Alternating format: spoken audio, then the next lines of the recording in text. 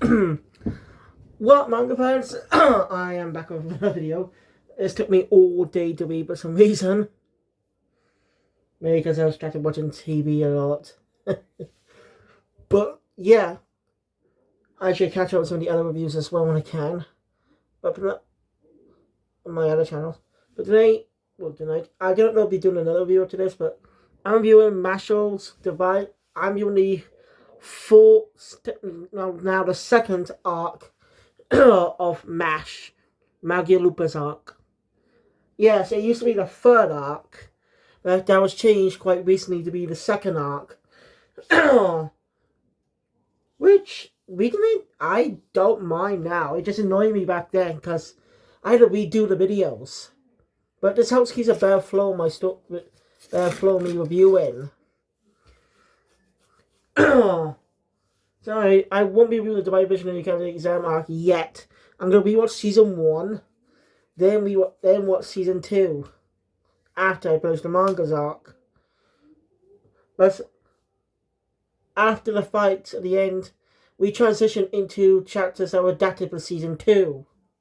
We got a third season coming out in the future. No release date yet, but most likely probably released in 2 parts. My guess is it'll be a 2-part season because there technically 2 big arcs left in the series. So it makes sense to release that as 2 parts, or at least together. Because I have a theory that seasons 1 and 2 were meant to be one season, just in parts, but I was changed in the production. Why do I think that? How the time it took. It was only just a few months away. Like season 2 was only a few months after season 1 ended. Not too long compared to the time between other seasons.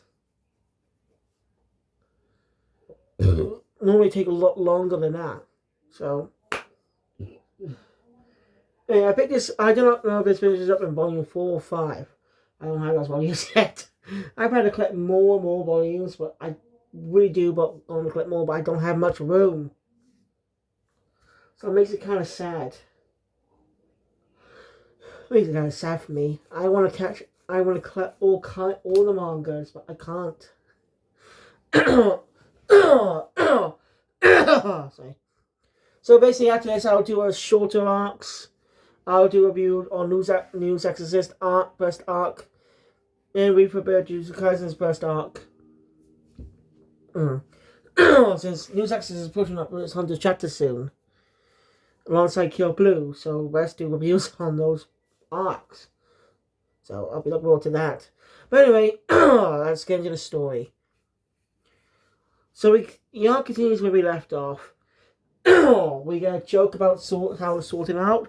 As you know, MASH is more takes reference to Harry Potter and One Punch Man. Sorry. It's like if Saitama ended up marrying someone from Hogwarts and had a child. And that ended up being MASH. Also, it's a bit weird error in the UK version of the manga. I say it's odd, but I'll get there. Hey, we learn about the Magia Lupus.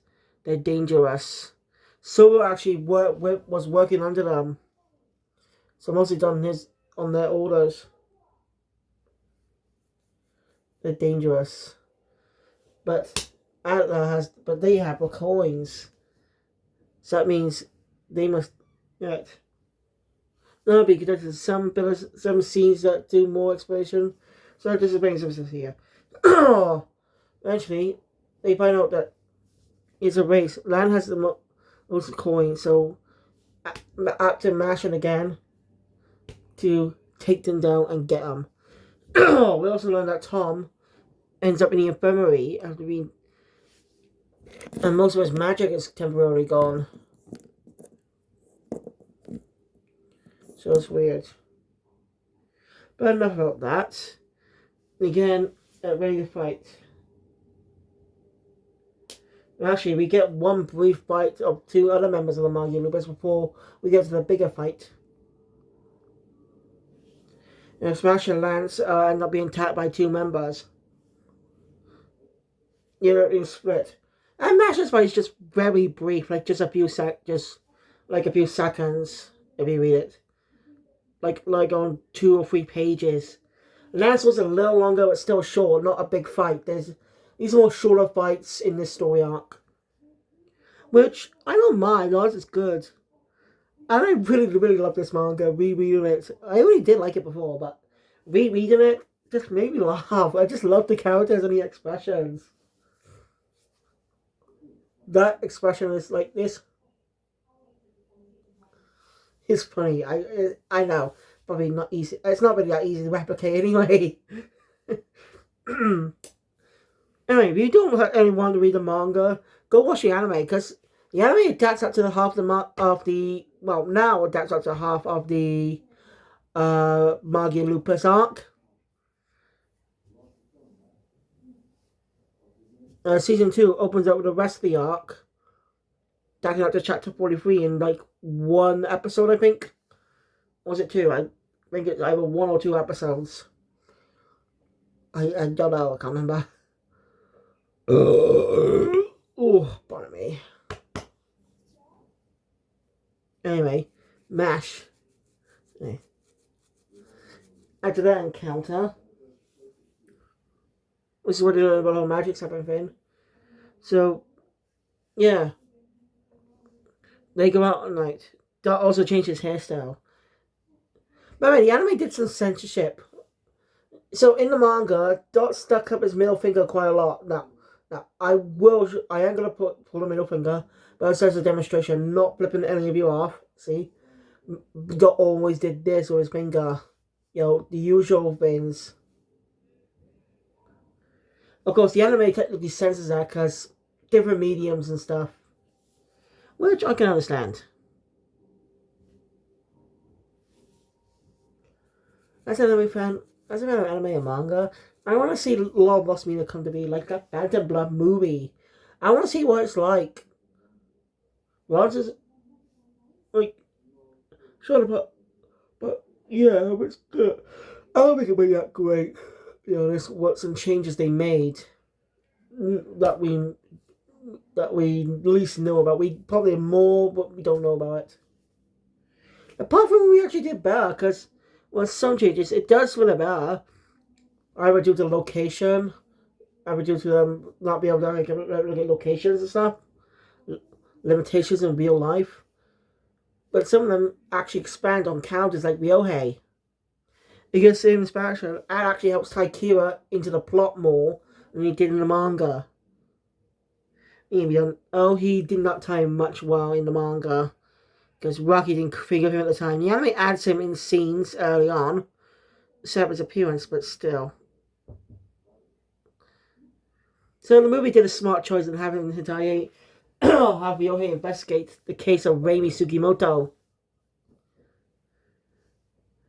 Plus, Rohan technically connected that too. And well, what if it's a different way? If they did a sequel, they would have condensed the Rohan fight. I know Rohan's too much of an important character to get rid of.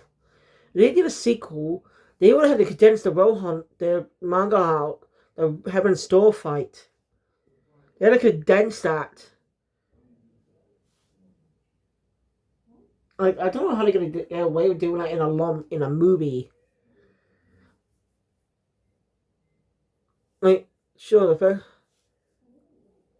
first movie technically had this problem, because they had the Angelo fight, but they added on the Nijimura fight towards the end. They have a tease.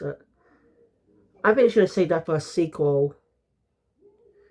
Or just, they technically did tie Angelo to Keicho, but just for sees. Sorry, I know it's something like that, but I just wanted to talk. I just got heard already talking about. I'm sorry. Anyway, so Mash and Mash, Lance, Dot, and Finn head off. They end up finding something that Levin's been turned into a puppet. So it means they have to go after her and rescue her. We just want to find under a door, so they head on the ground. the Magia Lupus has been waiting. You end up getting the first fight in the story. A bot fight, that is. Short, but a little long. It's also short because it's more of a demonstration. As Dot decides to take it out because he hates pretty boys. It's a pretty cool fight, and Dot actually using a landmine magic. Well, not landmine. More like the enemy follows a trap, like, so to step on them, but no, that's how the ability works. So to that defeat, and also learn that an infamous criminal has escaped prison and is in 0. As Warbug's being informed about this. And after the defeat of the pretty boy, they get again separated into different air fights. Dot ends up facing up against someone named Love, I think, and Love and Milo. Milo doesn't really get much of a fight though.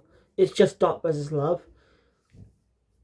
Lance ends up battling a Divine Vision, a land member who uses mud magic. Oh yeah, I forgot to mention that fight earlier with the 2 Magia Lupus members introduced another character with a fast guy with a mask. And for some reason, when Lance uses magic, it didn't work.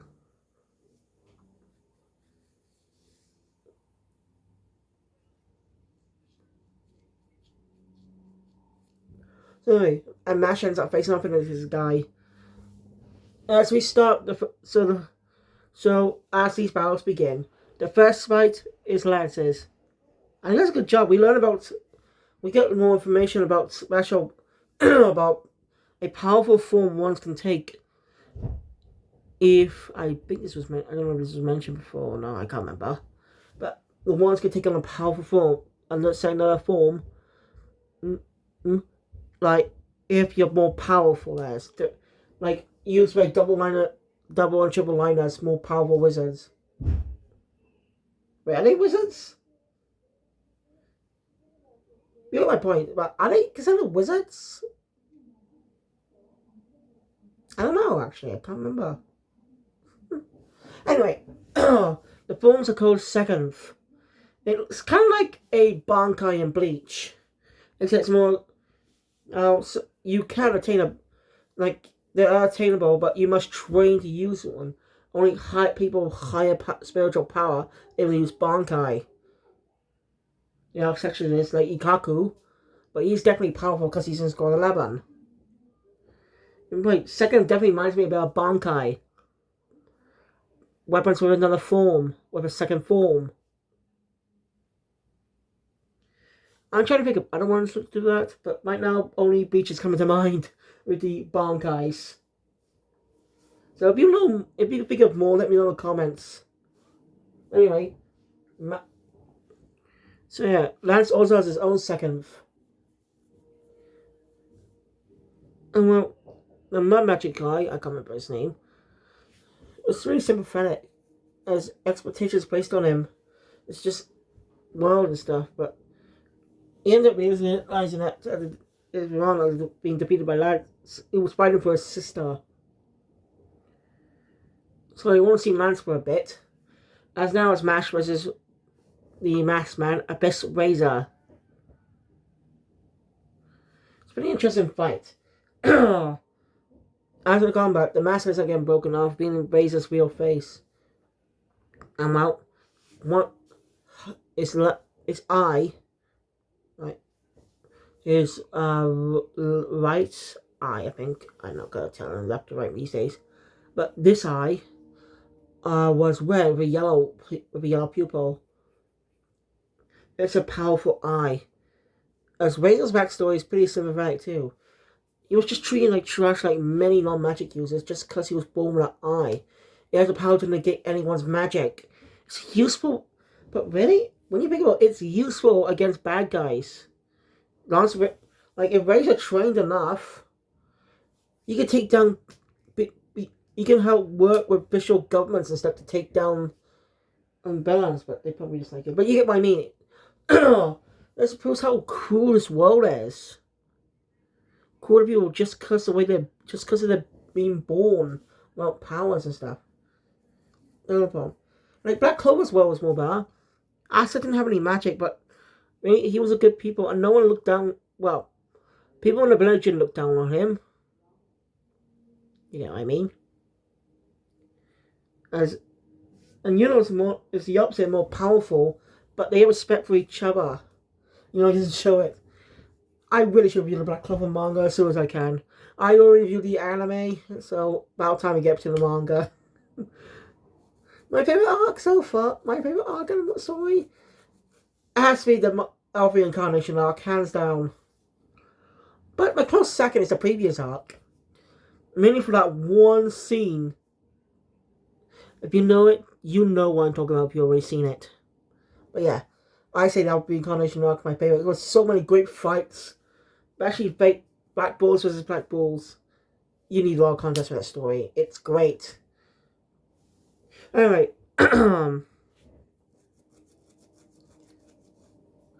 so yeah, Razor's backstory is pretty sympathetic. Cast aside just because of his eye, just because he was born what he was born with. So yeah, but Abel came and saved him. You find out the focus ones get some pretty sympathetic backstories. Makes you really want to. Makes it sad, but the crimes they committed, they have to be taken down. That means they have to be taken down, but still, they're kind of sad. Again, having a sympathetic backstory is great for building up a character, building up an antagonist. You sympathize them, but you don't condone their actions. Like, biggest example in this is Ransake from Power Rangers Time Force. Its backstory is sympathetic. Mutants being treated like trash, but someone actually tried to help him, but he paid that help back by fatally injuring the man who saved him. It's sad backstory, but when he chose not to get help, he's the one who chose his path. Even when someone was kind to him, tried to help him, and just made him a monster. I'm just saying, that's one of the big examples of characters having sympathetic backstories, but everything they've done doesn't excuse what they've done. Unless but they can choose to change. Again, that's a good point of characters. They choose to change. Ransake, again, for example, he surrenders at the end of the series and redeems himself in the crossover in the next season. Spoilers if you don't see that. I know I'm putting up Ransake. He's an unrelated character, I know. But again, I'm putting him up as an example of one of the things I know. There's a link on his videos on the history of Power Rangers. So, yeah. So yeah, this thing's the same as Abel. The week that said be gone. Mash ends up being a Razor and sympathizes him. He can't exactly. Mash is blessed. Mash is blessed, yes. Had a good life with a person who raised him, cared for him, even though he had no magic. But basically, he could tell. And basically extends a hand of friendship to Razor. So basically, he kind of becomes Mash's new friend. But he tells Mash that he won't be able to be able. But Mash, even like possible, he's still gonna give the guy a walloping. I told his friend's in trouble as well, so.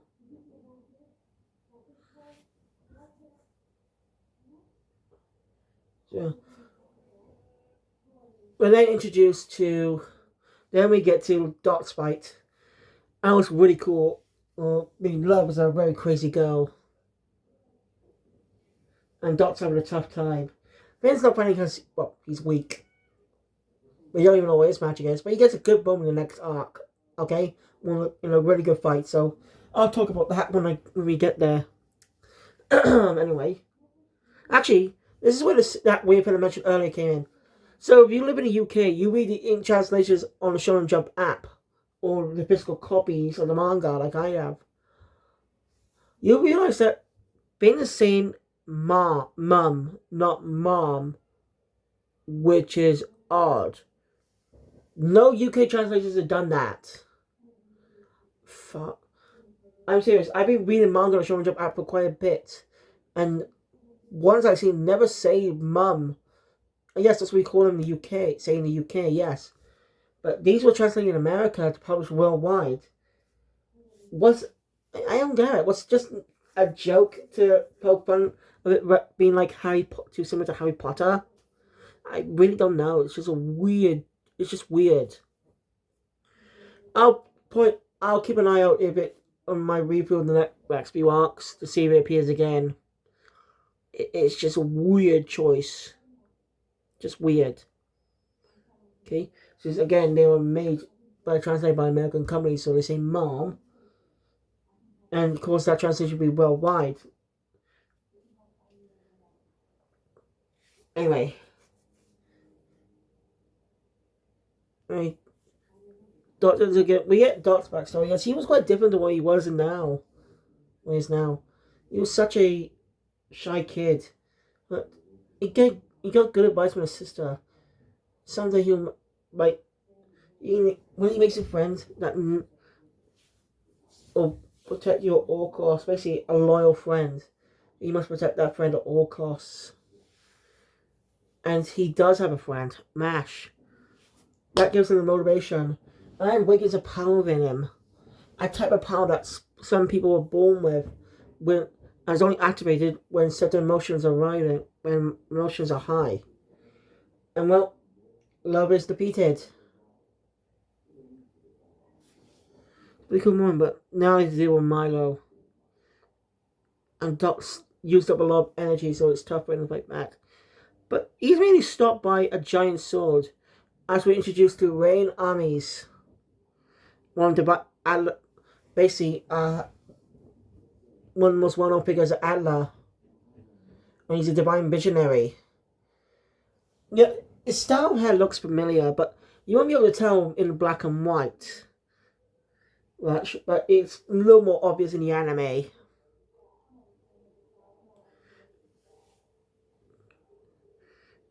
Hey, basically he's sent down here to basically look for informants, people who are information about Innocence Zero. Well, he's quite an interesting character. We also learn that he's actually Finn's older brother. Uh-oh, I said brother issues. Just kidding, we don't really get that much here. It's not like with Rio and Sho from, well, basically Zane and Cyrus from Yu-Gi-Oh! GX. I'm surprised it reminds me of that, actually, brother sibling dynamic. Someone who's weak. Oh, it just reminds me of that for some reason. Because it's the only, that was the only brother sibling duo. It's the only sibling duo I know in the series, in the franchise. That's probably the only ones I know. There are probably others, but you know what I mean. Anyway. So, yeah. Anyway. Rain's walking by and down in Mash test him. And not finding out who he is. Because he's separated from Wahlberg. Well, we get a sense of his personality too. As in, he has a handkerchief with rabbits on it. Yeah. He's an intriguing guy, as he was asked to keep an eye on Mash. Not in a bad way. Help him out on his journey and stuff.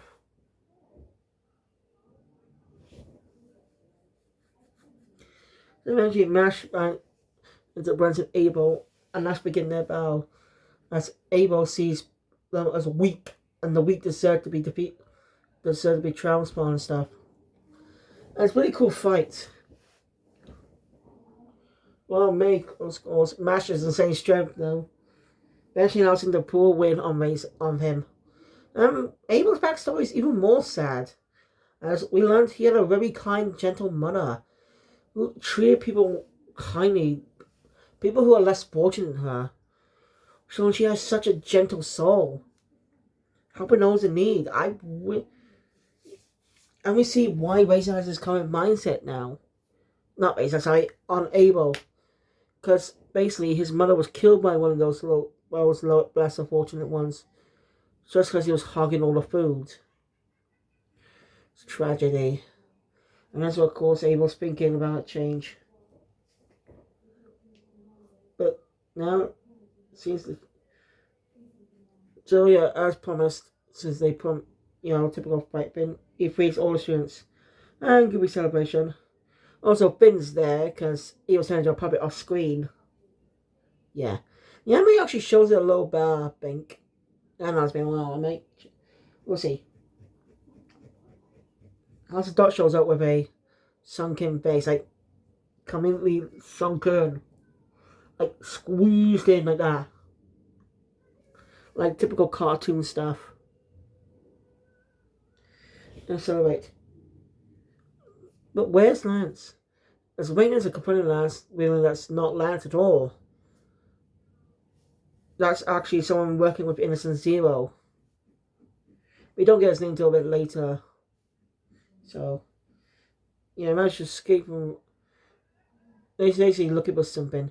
He managed to escape from Rain, and Rain ends up facing off against a serial killer. This happens off screen, by the way. This battle. Shame, really. I'd like to see more Rain's in action. Oh, wow. So Mash quickly goes to the bathroom. That's when this guy attacks. Mash comes back. And that's a shorter fight begins. And some shenanigans. And, well, he ends up bringing out a mirror that deflects magic. But because Mash doesn't have magic, he's easy to beat him. And it seems Mash is the person they were looking for the whole time, just they didn't know it till now. I mean, everyone ends up, and literally everyone in Mash's friends finds out he does not have magic. It's very comedic too. So yeah, the guy now, whose name is Sal War, makes his leave. He's actually the son of Innocent Zero.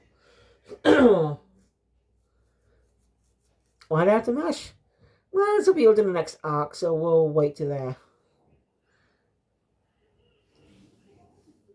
So, yeah.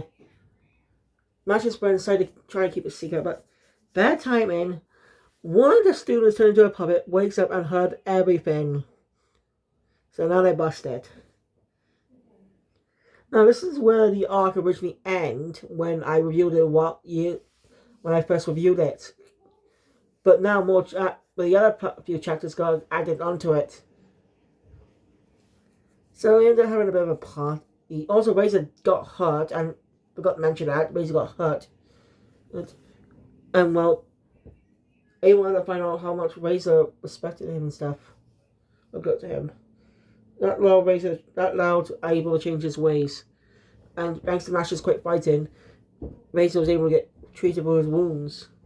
Imagine that, sorry. Anyway, now they're just enjoying the time of the party. Comedically. It's a little bit comedic. Also, now we know where Lance was before in that battle. He ended up facing off again. He just ended up battling some serial killers off screen. So, yeah, enjoy the time. Well, we see Finn standing up for his friend.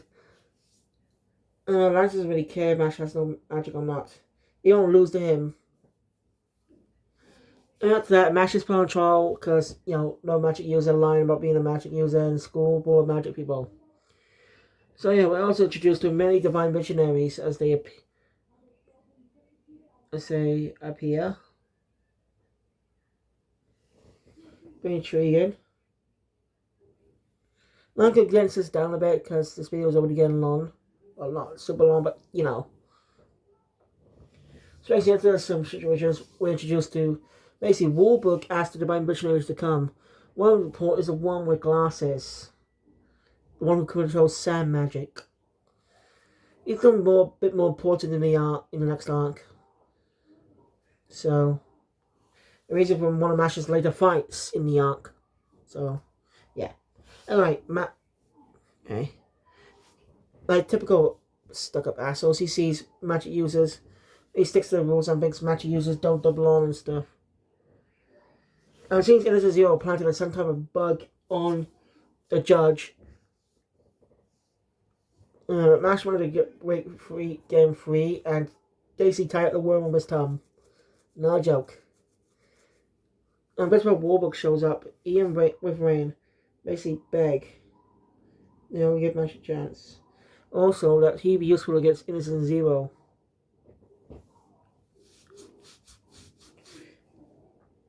And well, the judge, who initially was hostile towards Mash, actually decides to help him as well. Agrees with Wahlberg, because someone know magic saved his life when he didn't need to. That's it.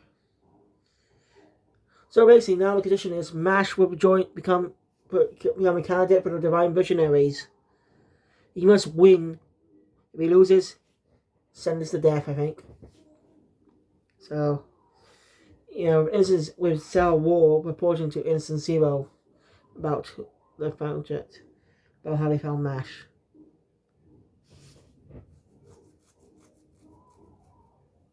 Anyway, Mash recounts this to everyone else.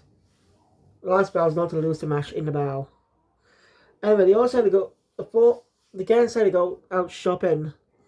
That's their brother's friends. Look, me and shit like this happened in that episode. And Mash had a lot of fun.